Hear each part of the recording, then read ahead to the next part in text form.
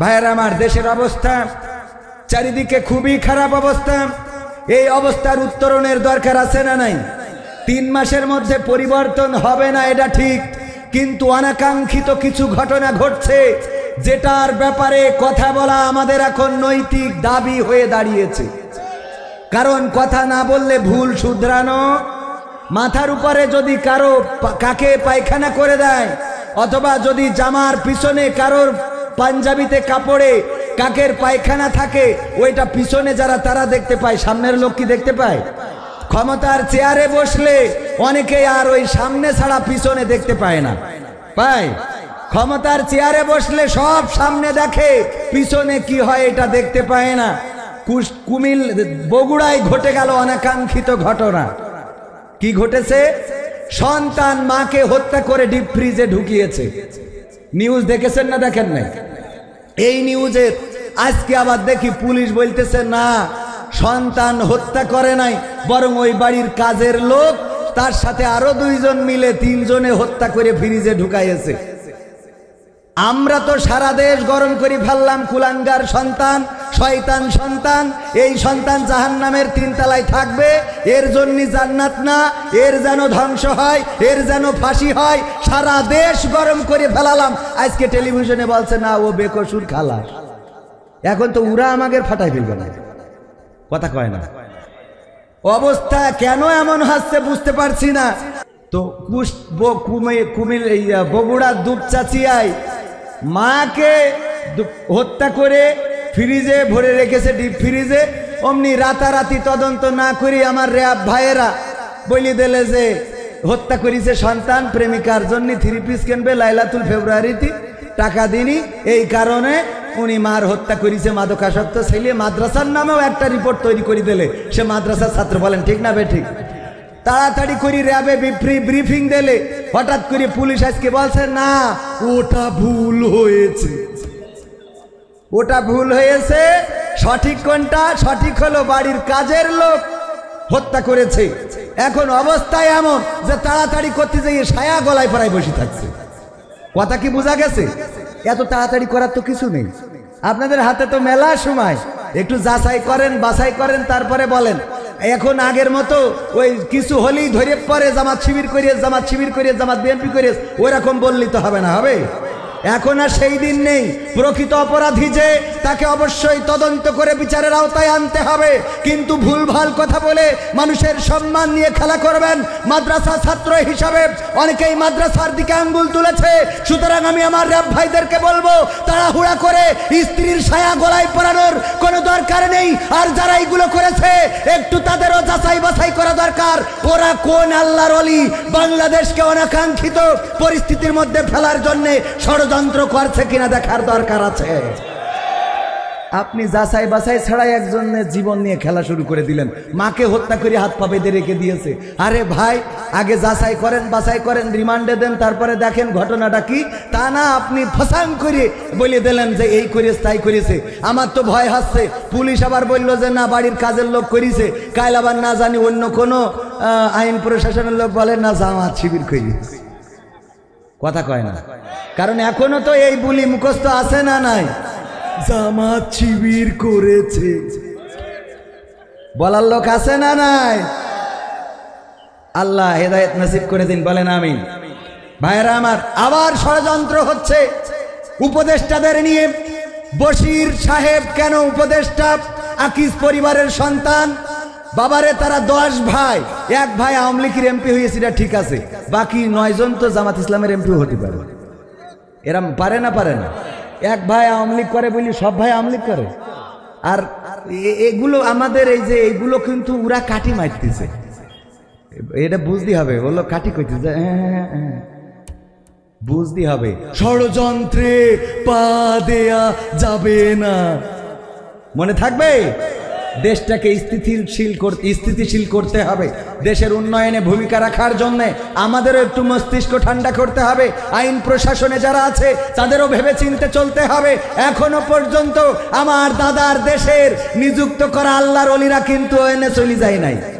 অনেকেই ভয়ে কাজে ঢুকিনিটা ঠিক, আবার অনেকেই আগের সময় ছিল নায়ক, এখনই সমন্বয়ক। এখন কি কয় আমি নির্যাতিত ছিলাম। আমাদের প্রায় থানায় ডেকে হুমকি দিত যে ভাই এইটা এরম করে বললেন কেন? আপনি বললো কোন দিন বাটাম খাবেন, এখন বলছে আমি নির্যাতিত ছিলাম। হ্যাঁ আমাদের মতো, হ্যাঁ ঠিক আছে, আছে না নাই নির্যাতিত। তবে হ্যাঁ, এই দেশে অশান্তি তৈরি করা যাবে না, বিশৃঙ্খলা করা যাবে না। যারা 15টা বছর ক্ষমতার চেয়ার ধরেছিলেন তারা 15টা মাসও সহ্য হচ্ছে না, রাস্তায় দাঁড়াতে হচ্ছে। কেন? এত খাওয়া খাইছেন, এখন এত ক্ষুধা লেগে গেছে 3 মাসের মধ্যে। কথা কয় না, কথা বলে না। ক্ষমতায় কেউ স্থায়ী হয় না, হোক না সেরে না কিবা হাসিনা, চেয়ারটা চিরকাল থাকে না।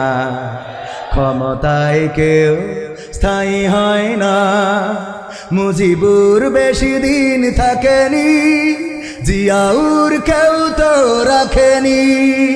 মুজিবুর বেশি দিন থাকেনি, জিয়াউর কেউ তো রাখেনি।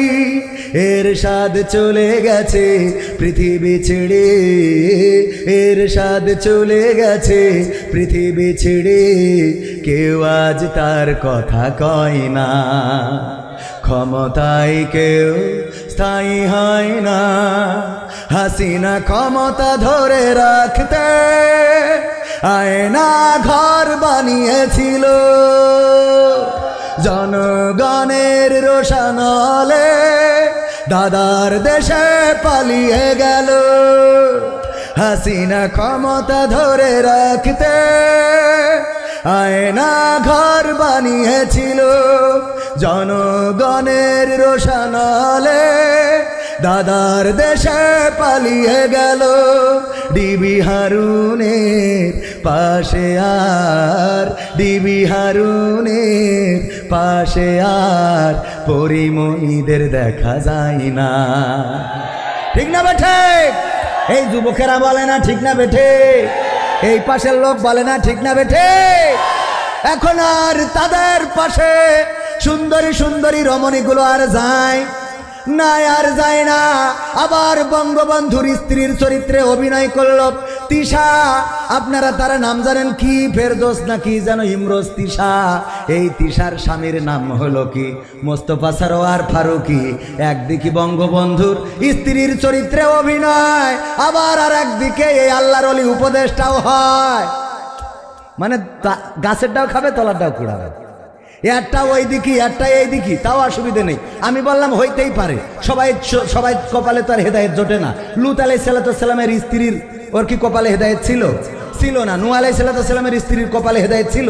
তা মোস্তফা সরোয়ার ফারুকী ধরি নিশ্চয় ওর আবুল হেদায়েত দান করিয়েছে, ওর স্ত্রী এখনো ওখানে আছে। হইতে পারে না? পারে না। আমরা সুযোগ দিতে চাই এই দেশের উন্নয়নে, দেশ সংস্কারে, দেশের মানুষের জন্য। আপনারা এমন কিছু করবেন যেটা দৃষ্টান্তমূলক হয়ে থাকবে, কিন্তু এমন কিছু যেন না হয় যে এই বাংলাদেশে তর্ক বিতর্ক করতে করতে আবার আমার দিদি চট করে ঢুকে পড়ে। কথা কয় না? এমনি তো না থেকে তাই বাইরেতে বলছে খেলা হবে। ঠিক না বেঠে? ওগো আমার ভাইরা, যারা আওয়ামী লীগ করেন মনে করতে পারেন আপনাদের সাথে আমাদের দ্বন্দ্ব আছে না? নাই। আপনাদের সাথে দ্বন্দ্ব নাই, আপনারাও রাজনীতি করেন, কোনো অসুবিধা নাই।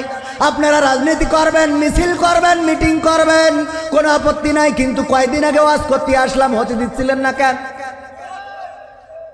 ওয়াজ করতে আসলাম, হতে দিচ্ছেন, তাহলে সমস্যা না?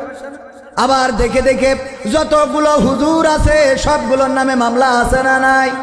যেই কটা দাড়িওয়ালা টুপিওয়ালা এই বাংলাদেশে যেইগুলো ইতিহাস শ্রেষ্ঠ আলেম, সেই আলেমগুলোর হাতে হাত কড়া লাগাইছে না লাগায় নাই?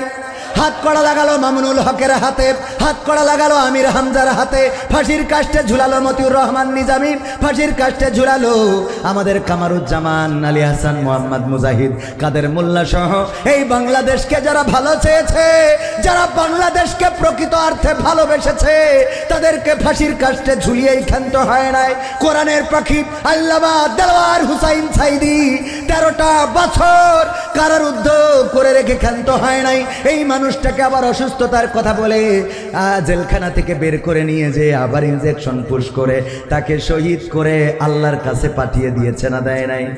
ওগো আমার ভাইয়েরা, এই কোরআনের পাখিকে হত্যা করা হলো, আলেম ওলামাদেরকে কারারুদ্ধ করা হলো, হক কথা বলে যারা তাদের নামে কারো নামে 20টা, কারো নামে 25টা, 30টা, অথচ সন্ত্রাসীরা ওপেন ঘুরে বেড়ায়। কত ধর্ষক, তারা ধর্ষণ করে সেঞ্চুরি পালন করেছে না করে নাই? ধর্ষণ করে সেঞ্চুরি পালন করলো। পরিমণি যখন জেলখানায় গেল, জেলখানায় যাওয়ার সময় হাতে মেহেদি নাই, আর যখন বের হইল হাতে মেহেদির রং। ওরা যখন জেলখানায় যায় হাতে মেহেদির রং, আর আমার কোরআনের পাখিরা যখন জেলখানায় যায় তখন বের হওয়ার সময় হুইল চেয়ার, না হইলে হাতের লাঠি আছে না নাই? এক দলের হাতে মেহেদি আর এক দলের হাতে লাঠি, এক দলের হাতে মেহেদি আর এক দল কেন হুইল চেয়ারে করে বের হয়? কথা কয় না। এইগুলো নিয়ে প্রশ্ন তোলার দরকার আছে না নাই? আপনারা এমন অন্যায় করেছেন যে অন্যায়ের কারণে নাখোশ হয়েছেন কে? জুলুমের সীমা যখন ছাড়িয়ে যায় কার সাহায্য চলে আসে? জুলুমের সীমা ছাড়িয়ে গেলে আল্লাহর সাহায্য আসে। সেটা ফেরাউনের জীবনী যদি পড়েন পাওয়া যায় না, যায় না। ফেরাউন যখন মুসা আলাইহিস সালামের সাহাবীদেরকে নিয়ে পিছু নিল, মুসা আলাইহিস সালাম যখন চলে গেল নদীর কিনারায়, সাগরের কিনারায় পৌঁছে গেল, ফেরাউন জানে আর পালাবার কোনো পথ নাই, বঙ্গোপসাগরের কিনারায় আছে। এবার হয় পানিতে চুবানি খাবে, না হয় আমাদের হাতে মারা যাবে। মুসা আলাইহিস সালামের সাহাবীরা বলল, ওগো মুসা, বিপদে ফেলে দিলেন আপনি আমাদেরকে। কেন বিপদে ফেললাম? এমন রাস্তায় নিয়ে এসেছেন যেই রাস্তার আর কোনো শেষ নাই।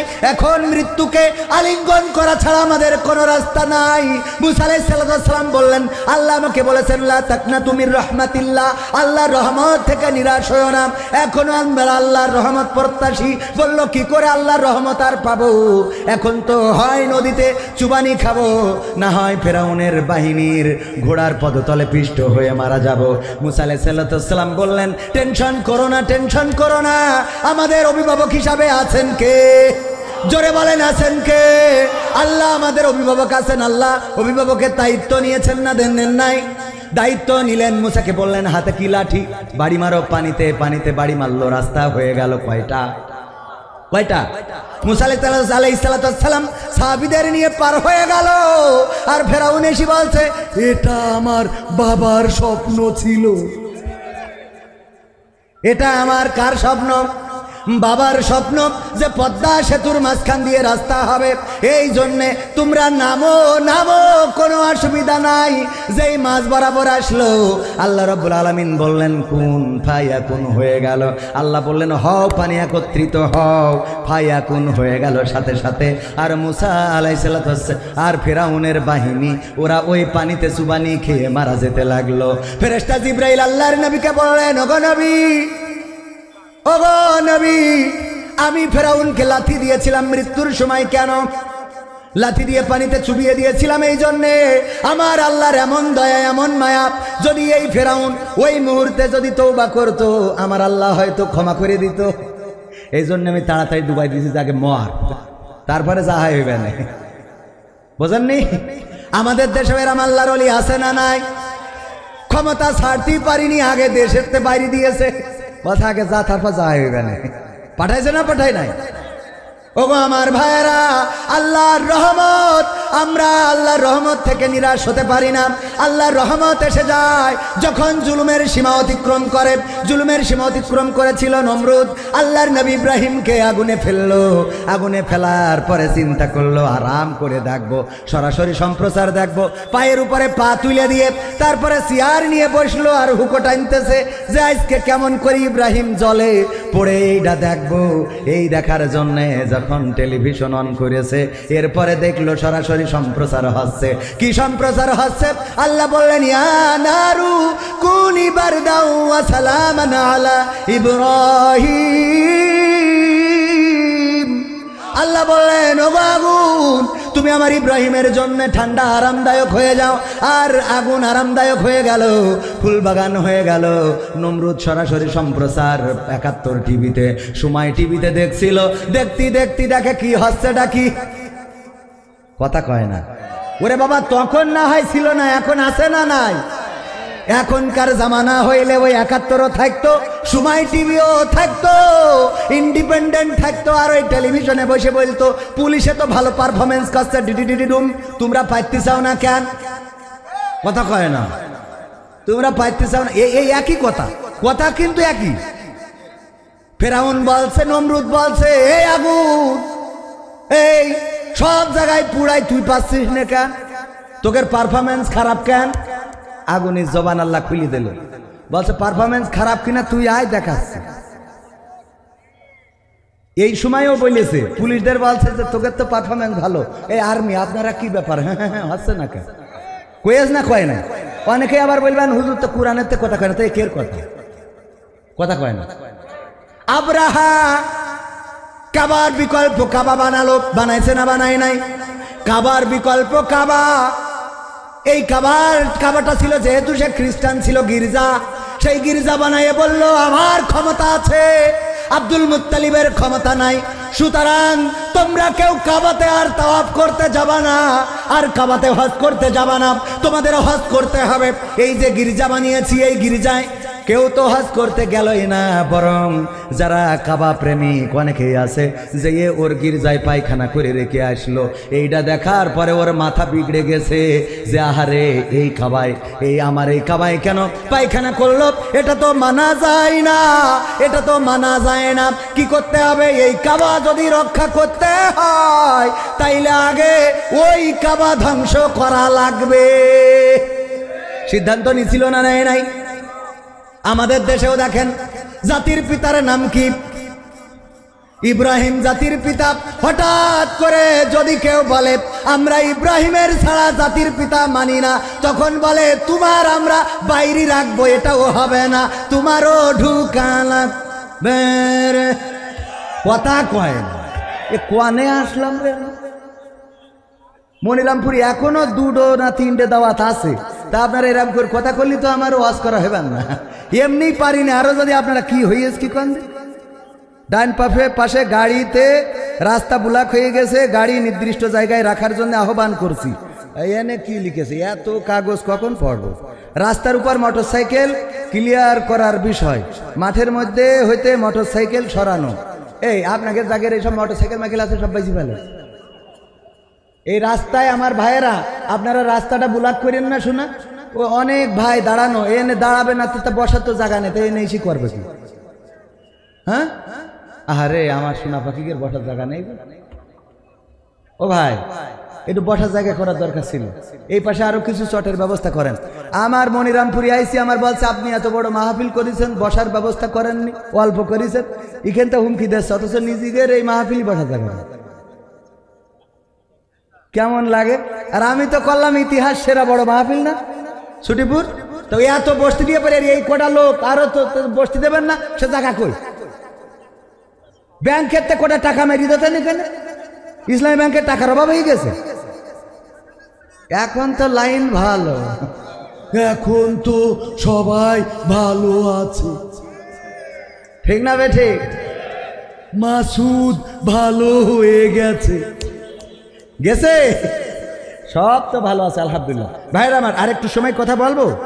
আমি তো এখনো আলোচনা বলতে কি পবিত্র কোরআনের 61 নম্বর সূরার 2 নম্বর আয়াত তেলাওয়াত করেছি, মনে আছে আপনাদের? সূরার নাম কি? সূরা সফ। হ্যাঁ, সূরা সফের কয় নম্বর আয়াত? 2 নম্বর। আমি এই বছর চিন্তা করেছি এই একটা আয়াত আর একটা হলো সূরা তহার 55 নম্বর আয়াত, এই 2টা আয়াত নিয়ে ওয়াজ করব। আমার মনে হয় এই বছর না, যতদিন বেঁচে থাকি এই 2টা আয়াত নিয়ে ওয়াজ করলেও আমি খাই যাইতে পারবো ইনশাআল্লাহ। কারণ এত দরকার, এত দরকার, এত দরকার যে বলে বুঝাতে পারবো না। সূরা সফ মানে কি? সারিবদ্ধ কাতারবদ্ধ পবিত্র কোরআনের 61 নম্বর সূরা। এই সূরার 4 নম্বর আয়াতে আল্লাহ বলছেন ইন্নাল্লাহা ইউহিব্বুল্লাযীনা ইউকাতিলুনা ফী সাবিলিহি সাফফান কাআন্নাহুম বুনয়ানুম মারসুস। আল্লাহ বলছেন ওগো আমার বান্দারা শুনে নাও, নিশ্চয় আল্লাহ তাদেরকেই মহব্বত করেন, তাদেরকেই ভালোবাসেন, তাদেরকেই আদর করবেন, যত্ন করবেন, তাদেরকেই পোলাও বিরিয়ানি খাওয়াবেন, তাদেরকেই জান্নাতের মধ্যে দাখিল করে দিবেন। আল্লাহ যদি কারো ভালোবাসে তার জান্নাত পাওয়ার জন্য জান্নাত পাওয়া হবে না, হবে না। আল্লাহ যদি ভালোবাসে কি পাবো? জান্নাত পাবো। আল্লাহর সন্তুষ্টি যদি অর্জন করা যায়, শেখ হাসিনার সন্তুষ্টি অর্জন করেছিল তার পিয়ন, এই জন্য 400 কোটি টাকার মালিক। কথা কয় না? শেখ হাসিনার যদি সন্তুষ্টি অর্জন করার পরে 400 কোটি টাকার মালিক হওয়া যায়, তাইলে আল্লাহর সন্তুষ্টি অর্জন করলে বলেন দেখি কত সম্পদ হবে? একটু চিন্তা করেন। আল্লাহর সন্তুষ্টি অর্জন। আমার রেজাউল ভাই সাক্ষী, মালয়েশিয়ায় আমি বেতন পেতাম কত? সর্বসাকুল্যে 30,000 টাকা এক মাসে। এক মাসে কত?